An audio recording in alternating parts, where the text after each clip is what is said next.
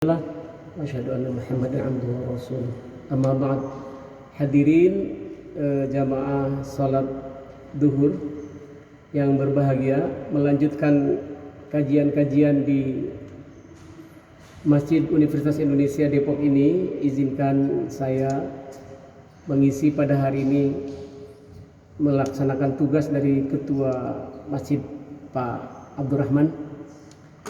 Hadirin berbahagia, belakangan hari sedang ramai berbicara mengenai penolakan terhadap miras. Oleh karena itu pada kesempatan ini saya ingin juga membahas atau meninjau larangan khamar dengan saya beri judul makalah saya ini atau paparan ini dengan melarang khamar berarti melindungi segenap bangsa. Melarang khamar melindungi segenap bangsa. Sebagaimana kita ketahui, kemarin hari Selasa 2 Maret 2021 Presiden Jokowi mengumumkan pencabutan lampiran Perpres terkait pembukaan investasi baru dalam industri minuman keras ya, miras ya. Sebagaimana mungkin juga jamaah sudah ketahui, kurang lebih sebulan sebelumnya Presiden Jokowi menerbitkan peraturan Presiden nomor 10 tahun 2021 tentang bidang usaha penanaman modal. Regulasi itu ditandatangani oleh beliau tanggal 2 Februari 2021, di mana salah satunya adalah mencantumkan investasi minuman keras. Perpres nomor 10 tahun 2021 sendiri merupakan aturan turunan dari Undang-Undang nomor 11 tahun 2020 tentang Cipta Kerja yang mulai berlaku efektif per 2 Februari 2021. Dan Perpres nomor 10 2021 itu sendiri merevisi aturan sebelumnya, yakni Perpres nomor 44 tahun 2016 tentang daftar bidang usaha tertutup dan bidang usaha terbuka dengan persyaratan di bidang penanaman modal. Dalam Perpres nomor 44 tahun 2016 itu, usaha miras merupakan salah satu dari daftar investasi negatif atau dengan nama lainnya bidang usaha yang tertutup investasinya ya. Begitu. Nah, dengan dicabutnya Perpres lampiran Perpres 10 2021 terkait miras tersebut, maka miras kembali masuk ke dalam bidang usaha tertutup. Sebab kalau diberlakukan lampiran Perpres 10 tahun 2021 berarti miras itu terbuka. Tapi dengan dicabutnya lampiran Perpres tersebut, maka kembali industri miras menjadi bidang usaha yang tertutup investasi. Definisi bidang usaha yang tertutup ini adalah bidang usaha tertentu yang dilarang diusahakan sebagai kegiatan penanaman modal. Jadi ini sebuah kabar gembira sebetulnya dengan dicabutnya lampiran tersebut. Sebagaimana dinyatakan oleh Presiden Jokowi sendiri, sudah beredar pernyataan beliau di sosial media, keputusan pencabutan lampiran Perpres nomor 10 2021 itu setelah beliau menerima masukan dari berbagai pihak, mulai dari ormas keagamaan hingga pemerintah daerah. Presiden mengatakan dalam pidatonya itu bahwa beliau menerima masukan-masukan dari ulama-ulama dari MUI, NU, Muhammadiyah dan ormas-ormas lainnya serta tokoh agama lain ya. Juga masukan-masukan dari pimpinan pemerintah daerah ya. Hadirin yang berbahagia, terutama dalam pekan terakhir bulan Februari 2021 minggu yang lalu memang pro kontra terkait usaha miras tersebut ya. Ramai sekali di media sosial maupun di media massa dan media online.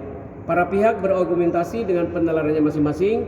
Opini yang kontra dengan rencana ketika itu untuk membuka usaha miras itu dikaitkan dengan larangan agama atas miras serta dampak negatif dari miras. Sedangkan opini yang pro dikaitkan dengan investasi, turisme dan kearifan lokal. Tetapi nyatanya sekarang kita sudah dapat bukti bahwa lampiran tersebut sudah dinyatakan ditarik ya, dicabut ya. para pihak masih menunggu bukti tertulisnya begitu. Saya kira akan segera dikeluarkan juga oleh pemerintah ya. Hadirin yang berbahagia, jika ditinjau dari kaidah etika sumum bonum atau kebajikan tertinggi dari pencabutan lampiran Perpres tersebut membawa kita kepada sekurang-kurangnya dua kaidah. Pertama, prinsip kewajiban negara untuk melindungi seluruh rakyatnya sebagaimana tercantum dalam pembukaan Undang-Undang Dasar 45 alinea keempat. Bapak-bapak hadirin tahulah yang namanya alinea keempat itu dan seterusnya. Nanti ada bunyinya alinea keempat itu kurang lebih. Kemudian daripada itu untuk membentuk suatu pemerintah negara Indonesia yang melindungi segenap bangsa Indonesia dan seluruh tumpah darah Indonesia. Saya ingin menyorotinya dari atau mengaitkan pencabutan lampiran Perpres ini dengan usaha melindungi segenap bangsa Indonesia. Saya kira makna frase dari melindungi segenap bangsa Indonesia dalam alinea keempat ini adalah bukan hanya fisiknya, tapi juga jiwanya, lahir batinnya lah begitu ya, lahir batinnya dilindungi oleh negara. Sementara itu banyak sudah diungkapkan oleh para pakar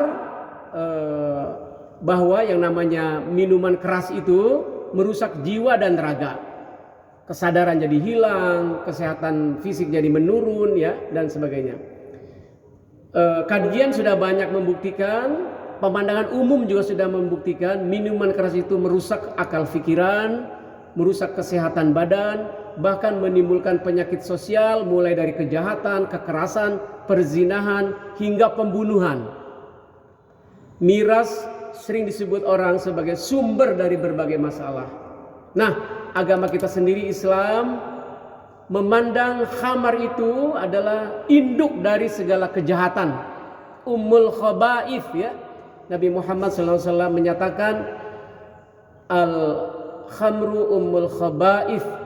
Khamar itu adalah ummul khaba'ith, induk dari segala kejahatan. Sebagaimana diriwayatkan oleh Ibnu Abbas, khamar adalah induk dari kekejian dan dosa yang paling besar. Barang siapa meminumnya, ia bisa berzina dengan ibunya, dengan saudari ibunya, dengan saudari ayahnya. Naudzubillah, tsumma naudzubillah. Dengan redaksi yang berbeda, Abdullah bin Amr meriwayatkan bahwa Nabi Muhammad SAW bersabda, khamar adalah induk dari segala kejahatan. Barang siapa meminumnya, maka salatnya tidak diterima selama 40 hari. Apabila ia mati sementara ada khamar di dalam perutnya, maka ia mati sebagai mati orang jahiliyah. Naudzubillah, tsumma naudzubillah. Itu prinsip pertama. Prinsip kedua adalah dari tadi kewajiban negara melindungi segenap bangsa Indonesia dari pembukaan UUD 45 alinea keempat. Sekarang yang kedua adalah prinsip kewajiban agama dalam melindungi umatnya, sebagaimana 5 prinsip dalam melaksanakan agama yang terhimpun dalam maqasidus syariah, bahwa diturunkannya Islam ini, dilaksanakan Islam oleh kita ini bersyariah, bersolat, puasa, zakat dan sebagainya, yaitu dalam rangka menjalankan 5 maqasidus syariah, yaitu 1. Menjaga agama, hifdzuddin.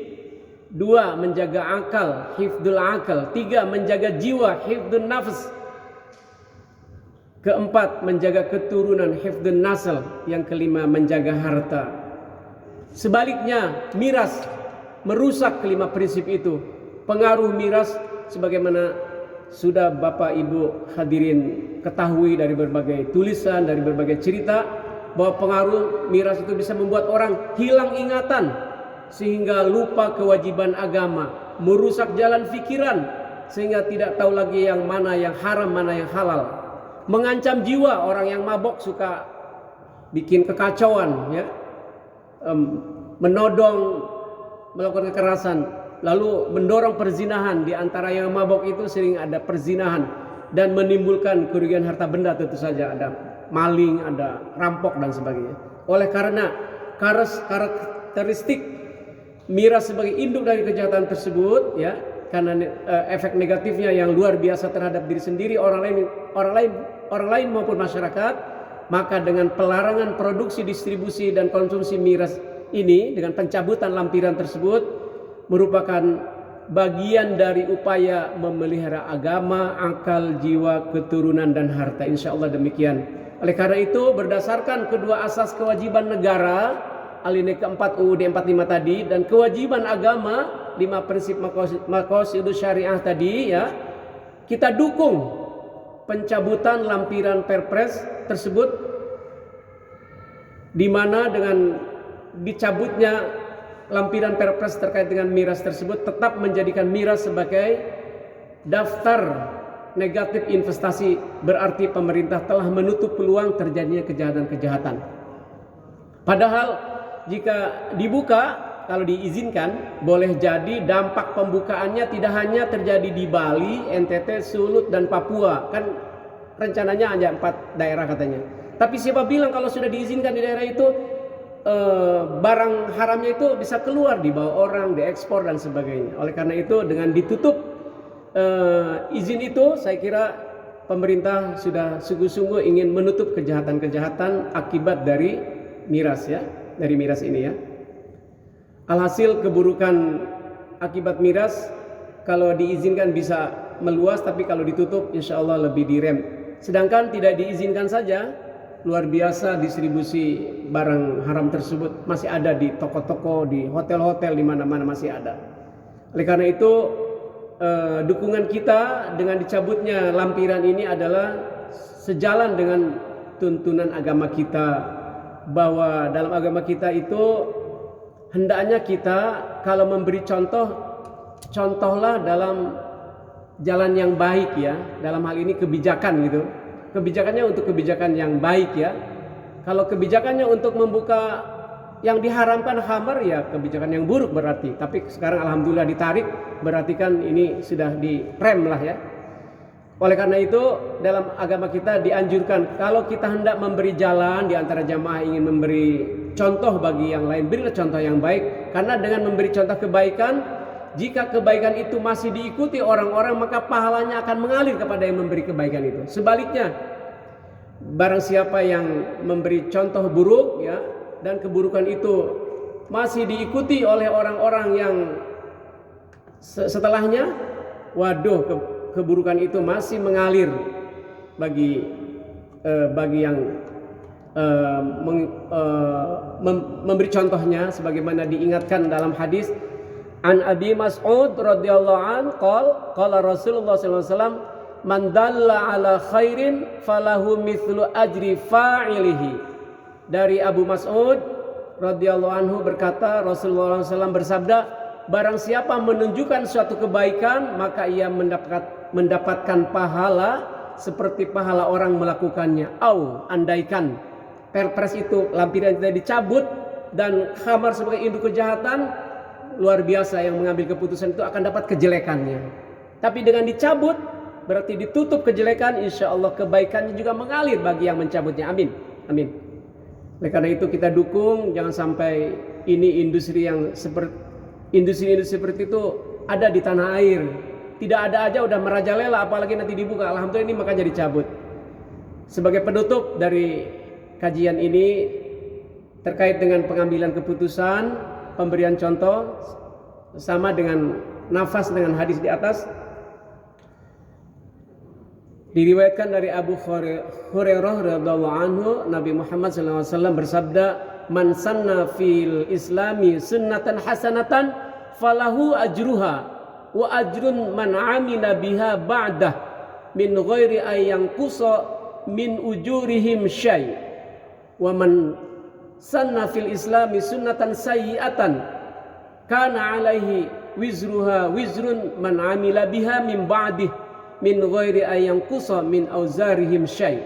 Barang siapa mencontohkan, mengambil keputusan, mengambil kebijakan dalam hal ini, memberi contoh, memberi jalan, contoh yang baik, maka ia akan mendapat pahalanya dan pahala orang-orang yang melakukan setelahnya tanpa berkurang sesuatu apapun dari pahala mereka.